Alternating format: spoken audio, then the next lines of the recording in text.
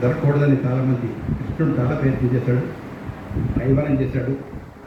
రైవారం వెళ్తూ కూడా ఏం చేస్తాడంటే సంధ్యావాదం చేసుకుని ఇంట్లో వచ్చి అన్ని దిక్కులకి 4 దిక్కులకి తిరిగి దండం పెడతాడు, దిక్కు నమస్కారం చేస్తాడు. కృష్ణుడు కూడా, కృష్ణ భగవానుడు 4 దిక్కులకి నమస్కారం పెడతాడు. పెట్టి అప్పుడు వెళ్తాడు, రైవారం చెప్తాడు. ఏమైనా సరే తిరగాలని ఒప్పుకోవడం దానికి యుద్ధం జరగాలని పరిస్థితి వస్తుంది. ఆ పరిస్థితిలో అర్జునుడికి సారథిగా కృష్ణుడు వచ్చాడు. యుద్ధం మొదలైంది.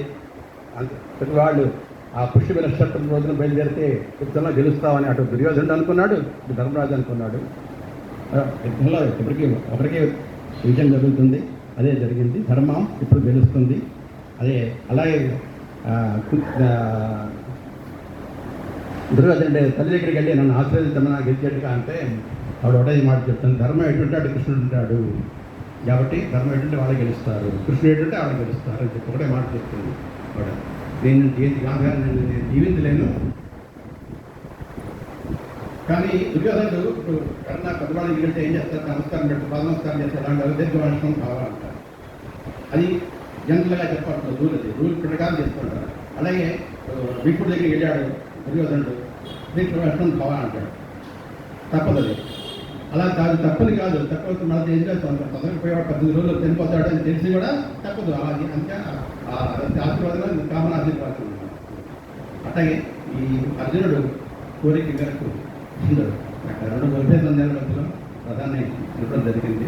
అప్పుడు ఉభయ సంధ్యాలలో ఉన్న మన బంధువుల్ని, అందరిని, తమ్ముళ్ళని, తాతల్ని, ముత్తాతల్ని, గురువుల్ని దాని గౌరవాలు చెప్పిన గురువుల నుంచి ద్రోణాచార్యుడు, భీష్ముడు ఇదందరూ చూసి ఈ వాళ్ళందరినీ చంపి నేను ఏం బాగుంటాను, నేను చేసేది ఉంది అని ఆ వైరాగ్యం అర్జునుడికి కలిగింది.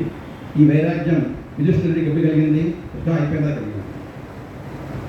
అందరూ చెప్పే బంధువులందరూ అంతమంది అన్ని కోట్ల మంది చంపేస్తే అప్పుడే వైరాగ్యం కలిగింది. ఈ రాజ్య యుద్ధుడు నాకెందుకు అని. కానీ నరుడు నారాయణుడు కాబట్టి నరుడికి యుద్ధం ముందే కలిగింది. అది ఆ తేడా. ధర్మరాజుకి నరుడు యొక్క అంశ ధర్మరాజు. ఇక్కడ కలిగి నరుడు నారాయణుడు దిగి ఉన్నాడు కాబట్టి ఆయనకు ముందే కలిగింది అన్నమాట. యుద్ధం మొదలుపెట్టక ముందే కలిగింది. అదే ధర్మరాజుకి యుధిష్ఠిరుడికి యుద్ధం ఎక్కడ కలిగింది.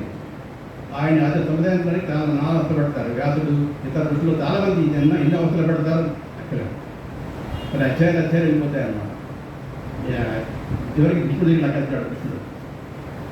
చెప్తే అప్పుడు భీష్ముడు చేస్తారు అన్నీ చెప్పించిన తర్వాత అప్పుడు ధర్మరాజు రాజవర్ణాన్ని ఒప్పుకుంటాడు అన్నమాట. అలాగే ఇప్పుడు ఎప్పుడైతే అర్జునుడికి వైరాగ్యం ముందే కలిగింది అన్నమాట. కలిగేసి ఎంతమంది చంపేసి నేనే బాగుంటాను అంటే దానికి ఇంతగా ఆపే చదివింది.